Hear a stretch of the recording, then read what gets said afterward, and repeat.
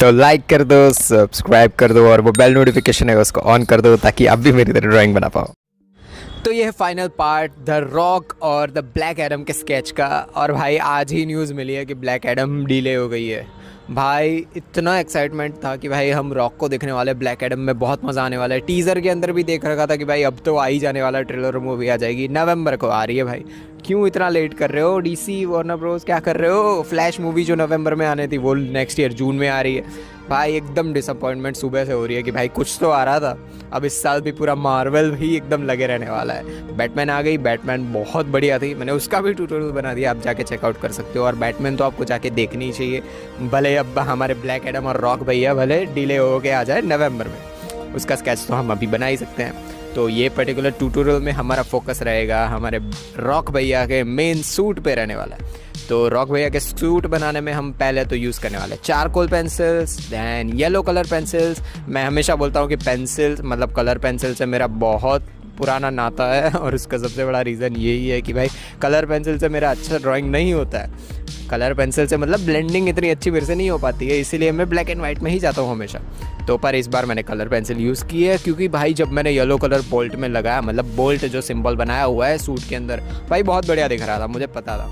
मैंने बैकग्राउंड में भी बनाने का स्टार्ट किया। अगर आप पहला पार्ट है जो ब्लैक एडम का बनाने में, उसमें फोकस करोगे उनके सर पे, तो वहाँ पे भी मैंने कलर्स डालने का ट्राई किया था, बट भाई वो ब्लेंड नहीं हो रहा था बैकग्राउंड के साथ ठीक से। और उसमें भी गलती क्या हुई थी कि बैकग्राउंड में मैं चारकोल पेंसिल यूज़ करना चाह रहा था और हो गई थी कौन सी, ग्रेफाइट पेंसिल।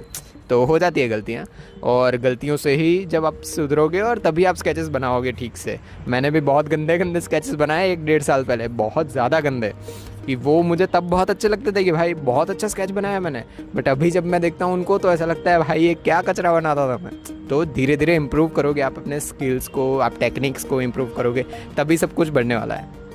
तो पहले हम स्टार्ट करेंगे ब्लैक एडम मतलब रॉक भैया के हाथ बनाने से। भाई कितना बड़ा हाथ है, पूरे दिन gym gym gym gym gym, उनका जिम उनके साथ जाता है। जब भी वो मूवी शूट करने जाते हैं, कुछ भी करने, जिम उनके साथ ही जाता है। ये आपको पता नहीं होगा, और पता भी हो तो भी आपको पता, ये चीज़ तो पता होगी भाई कितने बड़े हाथ हैं उनके। वो तो देखो, वो बनाने के लिए पहले तो हम यूज़ कर रहे हैं चारकोल पेंसिल्स और चारकोल पाउडर भी यूज़ कर रहे हैं। और चारकोल पाउडर आपको चाहिए अगर, तो आपके पास जो चारकोल पेंसिल है उसको जब आप सैंड पेपर पे घिसोगे तो आपको चारकोल पाउडर मिल जाएगा। और अगर आपको चारकोल पाउडर तैयार चाहिए तो जितने भी टूल्स और डब्बी छोटी छोटी डब्बियाँ भी आती है, मिलती है ऑनलाइन। आप जब ब्लेंडिंग स्टफ खरीदते हो, मुझे तो उसके साथ ही मिली थी, बट आप ऑनलाइन भी खरीद सकते हो। और बहुत सारे टूल्स हैं जो मैं सारे के सारे यूज़ करता हूँ, बहुत चीप है, इतने ज़्यादा महंगे भी नहीं है। वो सारे जितने भी मैं यूज़ करता हूँ सारे के सारे अगर आपको बाय करने हैं तो सारे मैंने उनकी लिंक मैंने डिस्क्रिप्शन बॉक्स में डाल रखी है, आप जाके चेकआउट कर सकते हो। आप बाय भी कर सकते हो, सारी चीज़ें इतनी महंगी नहीं है। सबसे महंगी चीज़ यही मिलेगी आपको, मोनो इरेजर और जेल पेन वाली, और दोनों बहुत ज़्यादा इंपॉर्टेंट है। मैं प्रीमियम क्वालिटी पेंसिल्स और इन सब में ज़्यादा इतना विश्वास नहीं रखता हूँ, क्योंकि जो मैटर करता है वो है स्किल्स है तुम्हारी। बट वो जब आप बहुत ज़्यादा एडवांस्ड आर्टिस्ट बन जाते हो, आपको छोटी छोटी इतनी छोटी हाइपर रियलिस्टिक जैसे स्केचेस बनाते हो, उसमें इतनी छोटी डिटेल्स भी डालने के लिए आपको इंपॉर्टेंट चाहिए होती है, तब आप प्रीमियम क्वालिटी पेंसिल्स के लिए जा सकते हो। सही है, उनको पता होता है कि कौन से पेंसिल का कैसा यूज़ होता है। बट बिगिनर और अभी आपने स्टार्ट किया है, 10-20 स्केचेस ही बनाए, बहुत इतना ज़रूरी नहीं है। आपके शेडिंग और इन सब पे ज़्यादा ध्यान दो। तो पहले तो रॉक भैया के हाथ बनाने के लिए चारकोल पेंसिल से मैं सिर्फ उन्हीं मतलब चारकोल पेंसिल मैं मीडियम वाली यूज़ कर रहा हूँ, उस पर नाम होगा ही। जब भी आप चारकोल पेंसिल खरीदोगे तो उस पर नाम 3 नाम होंगे, हार्ड, मीडियम और सॉफ्ट सबसे ज़्यादा ब्लैकिश आपको टेक्सचर देगा, एकदम ब्लैक देगा, और मीडियम थोड़ा कम, और हार्ड एकदम थोड़ा कम, मतलब मीडियम टाइप देगा, बहुत ज़्यादा नहीं देगा हार्ड वाला, इतना ज़्यादा ब्लैक नहीं दिखेगा उससे। तो जब आप यूज़ करोगे तभी आपको वो पता चल जाने वाला है। तो ये चीज़ों पे हमारा फोकस हो गया। और इसके बाद हम सिर्फ जो डार्कर पार्ट्स हैं, मतलब जैसे कि जहाँ से बाइसेप टर्न हो रहा है, मतलब सर्कल में टर्न हो रहा है, ये सब चीज़ें जो थोड़ी बहुत डार्कर है, आपको खुद जो रेफरेंस पिक्चर है उसमें देख के ही आइडिया आ जाएगा कि कहाँ पे डार्कर पार्ट्स हैं।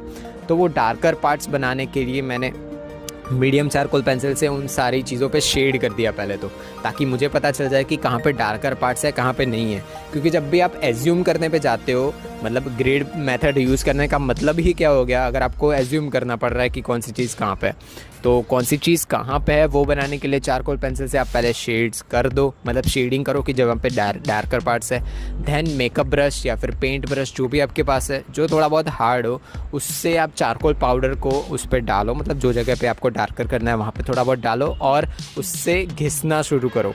और जब आप ब्लेंड भी करते हो मेकअप ब्रश से, तो उसमें भी आपको एक चीज़ पे ध्यान रखना है कि जहाँ पे डायरेक्शन जा रही है, जैसे बाइसेप थोड़ा बहुत सर्कल में जा रहा है, सर्कल ही होता है बाइसेप, तो वहाँ पे आपको मेकअप ब्रश को और या फिर पेंट ब्रश को सर्कल में ही घुमाना है। जहाँ पे आपको स्ट्रेट दिख रहा है वहाँ पे स्ट्रेट ब्लेंड करना है। ऐसा नहीं करना है कि जहाँ पे सर्कल बन रहा है वहाँ पे स्ट्रेट ब्लेंड कर रहे हो, आप जब सर्कल कर रहे हो, ऐसा नहीं करना है। जैसे आप पेंसिल को यूज़ करते हो, जैसे कि नोज़ है, नोज़ एक जगह से ब्लेंड हो रही है, जैसे टेढ़ी जा रही है, तो अगर उसको आप सर्कल ही ब्लेंड करोगे, सर्कल में आप उसको शेड करोगे तो कितना गंदा दिखने वाला है। तो यही चीज़ आप जैसे पेंसिल को यूज़ करते हो, सेम आपको मेकअप ब्रश को भी यूज़ करना है या फिर पेंट ब्रश जो भी आप यूज़ कर रहे हो, तो वैसे ही ब्लेंडिंग होगी चारकोल पेंसिल से।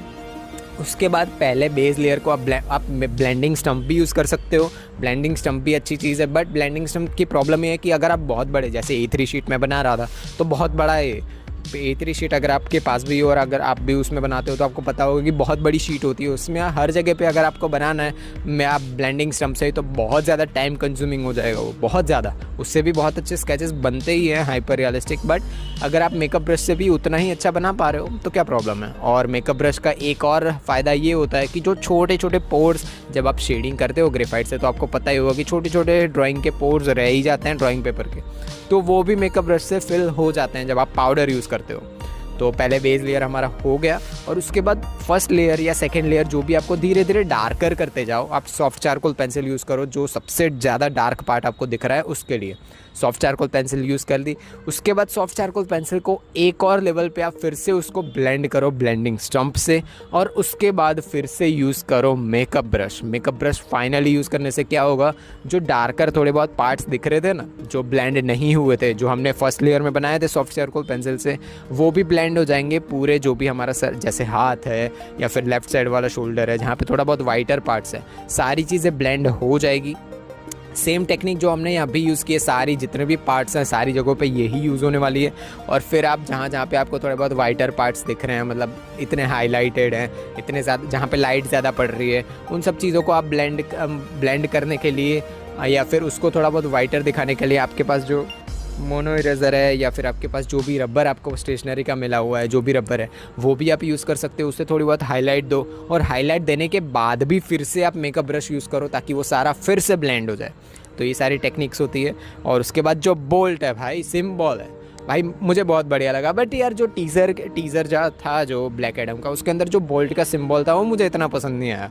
या फिर CGI या फिर एंड में जब भी वो मतलब जब भी टीज़र या फिर ट्यूटोरियल कहाँ बोल रहा हूँ मैं, जब भी ट्रेलर या फिर मूवी आएगी उसके अंदर CGI वो लोग इम्प्रूव कर ही देंगे शायद, पता नहीं। पर ये तो मुझे इतना अच्छा नहीं लगा। ब्लैक एडम का जो इसमें रियल वाला दिख रहा है वो बहुत बढ़िया है। तो उसको बनाने के लिए पहले मैंने येलो पेंसिल यूज़ की है। येलो पेंसिल से मैंने बेस लेयर पूरा शेड कर दिया।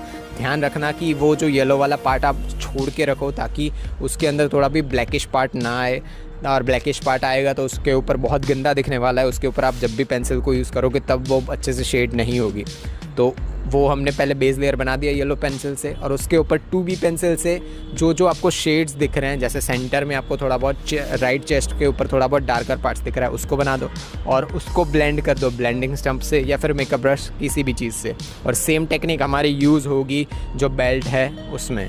तो सारा पार्ट ख़त्म, मिलेंगे पार्ट 3 नहीं में नेक्स्ट ट्यूटोरियल में।